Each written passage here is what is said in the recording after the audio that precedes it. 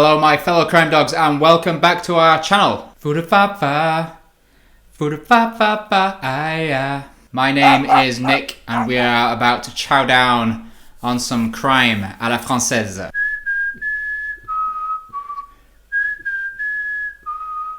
The case I'm about to discuss may leave you with more questions than answers. It's a Sunday in April 2011. It's a little bit fresh outside, but you can feel that spring is just around the corner. Agnes is elegant, wearing her favourite dress. She's looking forward to eating in her favourite restaurant with her husband. It's a shame that Thomas can't be there, but his studies take priority. They have no idea it is the last night they will ever spend together as a family. This is case number 3, Xavier Dupont de Ligonnès.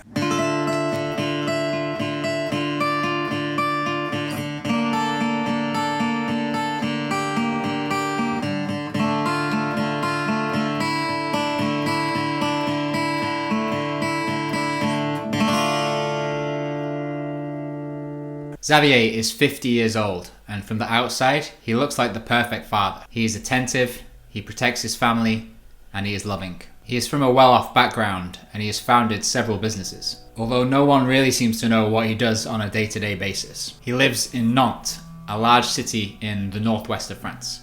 It's situated on the Loire River, and it's only about 2 hours away from Paris on a train. It is known for its beautiful chateau. It was home to Anne of Brittany, the only woman in history to serve as queen twice. And it's the birthplace of Jules Verne, who wrote Around the World in 80 Days. Xavier lives there with his wife, Agnes, and his 4 kids. Anne, aged 13, Benoit, 16, Thomas, 18, and Xavier, 20. Added to this perfect family are 2 très beaux chiens, beautiful Labradors, Jules and Léon. Agnes is a teacher in a local school. She's a devout Catholic and enjoys passing on her beliefs to her kids. The children are all performing well at school and life seems pretty good. However, the picture-perfect image of this family will be smashed to pieces on April the 21st, 2011. A few days earlier, on April the 11th, a neighbour notices that all the shutters on the house are closed, which is odd for this family. Even when they go on holiday for a long period of time, they would never close the shutters. Also on the letterbox is a note that says, "Return to sender, thank you." The worried neighbour keeps an eye on the house for the next 2 days and, receiving no reassurance, finally contacts the police on April the 13th. The police go around the same day and they bring with them a locksmith. At first glance, the house is empty. It would seem that the family left voluntarily. All that's left is the mattresses on the beds. On top of that, apart from the Citroen C5, all the family's cars are still in the driveway. But there's no way the whole family could all fit in one car, especially with the 2 dogs. Under pressure from Agnes's family, the police return to the house on the 15th of April and they do a fresh sweep. The investigators noticed this time that all the photos have been removed from the frames, as if someone had taken them as a souvenir. However, nothing suspicious is found. But the family of Agnes remain convinced that something is wrong, and that Agnes wouldn't just disappear with the kids like that. The police return to the house a further 3 times without finding anything untoward. Up until April 21st, the police are completely at a loss to where the family could be. However, on that day, they will find something horrific under the patio in the garden. A press conference is taking place to keep the public up to date on the case, and it's interrupted by a phone call. The journalists present know straight away that something is going on. In the garden of the house, buried under the patio, investigators find black bin bags. They contain the remains of 5 human corpses and 2 dogs. The bodies have been placed in large bags filled with quicklime to speed up the decomposition and hide the smell. Then wrapped in sheets and buried with religious effigies, such as a cross, a chapel, and a statue of the Virgin Mary. The police quickly identify the bodies to be that of Anne, Benoit, Thomas, Arthur, and mum Agnes, as well as the 2 family dogs, Jules and Léon. Strangely, Thomas is found in a different tomb to the rest of the family, but there is no sign of the man of the house, Xavier. The autopsy reveals that the 4 children had been given sleeping pills. and that the apparatus Agnès used to help her breathe during her sleep stopped without warning at 3:30 a.m. The police conclude that Agnès was most likely surprised in her sleep and killed first. The killer then went on to kill 3 of the kids and the 2 dogs. The fact that all the bodies were found wearing pajamas and that they had a pillow against their head suggests that these murders happened during the night. After Agnès and the kids fell asleep, they were shot twice in the head with a .22 caliber rifle. However, at the crime scene, there is no blood, no fingerprints, and no DNA. The inquiry reveals that the murders most likely took place between the 3rd and the 5th of April. The evening of the 3rd, Xavier takes his wife and 3 of his kids out to the cinema and to a restaurant for dinner. At 10:37 that same night, Xavier calls his sister. She doesn't reply, so he leaves her a message. On était à Pinoche en famille et au restaurant ensuite dimanche soir et on rentre juste. Donc je t'ai envoyé un petit truc pour te demander si c'était trop tard pour le téléphone et puis là je vois que t'es sur ton répondeur. Voilà, je t'embrasse. Si c'est pas trop tard, tu me redis, tu m'envoies un petit SMS et tout. Là je vais coucher les enfants et dire bonsoir à tout le monde. À tout de suite, peut-être. There's something very chilling about the line putting the kids to sleep now that we know what happened to them. When police investigate further, they discover that Xavier inherited a .22 rifle from his father, who had recently passed away. Before this time, according to friends, he'd never even had an interest in firearms. In February 2011, he obtains a firearm license and also buys a silencer for the rifle. In mid-March, he buys ammunition, and he also visits a shooting range in the north of Nantes 4 times between March 26th and April 1st. At the beginning of April, he buys cement, a hoe, a spade, and large bin bags, all in different shops. Not suspicious at all. He also buys 4 10-kilo bags of quicklime. On April the 4th, Xavier informs the school that his 2 youngest kids are sick. He also sends a resignation letter to his wife's employers, in which he explains that they are migrating to Australia. That same evening, Xavier is seen dining with his other son Thomas, who wasn't at home the previous night. One day later, on April the 5th, he messages Thomas, who had been visiting a friend in Angers, telling him he has to come back straight away. His mum's had an accident. He tells Thomas that she's in a coma, so straight away he jumps on the first train and goes back to Nantes. Later, the friend that Thomas was supposed to be staying with would say that he only sporadically replied to messages and in an abrupt fashion. It would now seem that these messages weren't written by Thomas at all. Investigators believe he was killed a day later than the rest of the family, which explains why he was buried in a different spot. Back at home, the dogs are barking constantly for 2 days. Then, silence. Arthur's girlfriend tries to get hold of him on April the 6th. She hasn't heard from him for some time now and she's starting to get very concerned. She's so worried she goes around to the house and she can see a light on, but when she rings the buzzer, no one replies. By putting together a timeline of events, the police discover several bits of vital evidence that corroborate the suspicion now pointing directly at Xavier. And so an international police warrant is issued for his arrest. Then on April the 11th, a bizarre 8-page letter is sent to several members of Xavier's family. It's not signed, but it looks like it's from him. The letter explains that the family must leave France, as he is a key witness in an important drug and money laundering case, and that he is to be used as an informant for the DEA in the United States.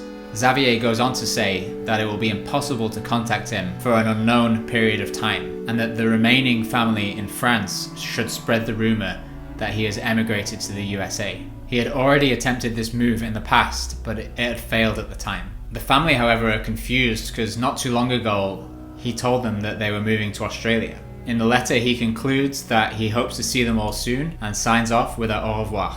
During the inquiry, the police discover that Xavier had already cancelled the lease on their house, closed all bank accounts, and gotten rid of most of their furniture. Little by little, it becomes clear that this devoted father had been living a double life. The facade continues to crumble when his mistress a successful businesswoman, comes forward and contacts the police. She claims to be a childhood friend of Xavier's and to have been involved in a relationship with him for many years. She tells investigators she lent Xavier 50,000 euros to pay off some of his growing debts. At the end of the relationship, as Xavier had still not paid back the loan, she had no choice but to try and claim back the money through the courts. Following this, on the 9th of April, just after the murders, she received a threatening letter from Xavier. He said, quote, "We had good times together. Now you will know very bad times." The investigators quickly place her under police protection. As the inquiry continues, it becomes increasingly obvious that the serial entrepreneur is in serious debt. From the outside, it looked like he was managing exciting startups and earning a good living, but the reality was completely different. He was losing a lot of money and the companies were bleeding him dry. He also used his wife's inheritance to the tune of 80,000 euros to maintain his cash flow. However, he couldn't hide his financial woes from Agnes. In an online forum, she complains of constant money troubles and her husband's difficult character. When she asks Xavier if he's happy, he says, "Yes, but if we all die tomorrow, what a relief." Supposing the murders took place between the 3rd and the 4th of April, and the corpses were discovered on the 21st, that gives Xavier approximately a 3-week head start on investigators. The witness statements provide many sightings of Xavier, close to 40 in approximately 48 hours, but by the time they get there, he's long gone. The house gives up very few clues as well. The extra week he spent there cleaning up the murders removed any potential evidence. The date he left Nantes is in no doubt, as his car was spotted on CCTV leaving the city on April the 8th. On April the 10th at midday, he uses his credit card in a restaurant in La Rochelle. This is the town where he first met Agnes when he was a kid. They spent the first few years of their marriage here. It was a happy period in his life, and most of the kids were born there. Could this have been a final farewell to the past? On April the 11th, he pursues his journey southwest and he stays in a cheap motel near Toulouse. Again, he pays with his credit card. He spends the night of the 12th in a 5-star hotel in a place called Pontet in the southeast of France. He takes out 1,000 euros from a cash machine and he uses 600 of that to pay for the night's stay. Hotel staff say he was pretty nice and seemed very relaxed. The next day he takes out 30 euros at a different cash machine, this time in a place called Roquebrune-sur-Argent, a small town located between Cannes and Saint-Tropez. He spends the night in another cheap hotel. Video images from the hotel car park show him going towards the entrance of the hotel carrying a bag with something heavy in the bottom. Most likely, the murder weapon. He leaves the hotel by foot the following morning, leaving his car in the car park, which would later be discovered by police on April the 22nd. That is the last ever confirmed sighting of Xavier, dead or alive. The police have no clue what happened to him. There are no train or plane tickets in his name. No car was stolen or rented nearby, and no further car transactions were made. Many people who have followed the case believe Xavier took his own life in the area around Roquebrune, but the police searched the area for months and they found nothing. In 2015, some hikers found some bones in the woods close to where Xavier was last seen.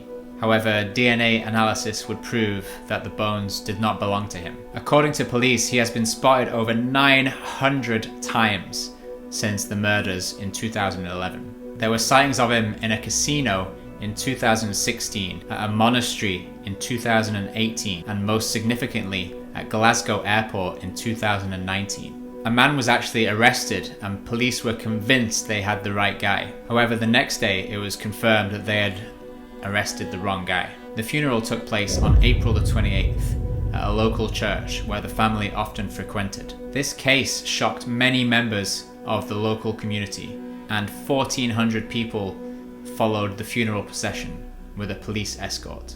To this day, no one knows what happened to Xavier after April the 14th, 2011. Is he on the run? Is he even still alive? Officially, this man is still wanted as a witness. The inquiry is technically still looking for an unknown killer, even though all the evidence suggests that Xavier meticulously planned these murders and carried them out to the letter. If you speak to some members of the family, they are convinced that Xavier didn't do this. His sister and mother don't even believe that the bodies buried under the patio were that of Agnes and the kids. So maybe the whole family disappeared, in which case, who's buried under the patio?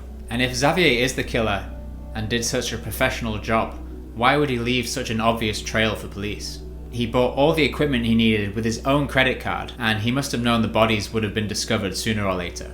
On top of this, when the police found the bodies, the cement was still fresh. However, we know the main suspect was on the other side of the country 6 days before the bodies were found. However you look at it, the execution of these murders was perfect, because to this day, Xavier is still the most wanted man in France. Alright guys, that is a wrap on case number 3.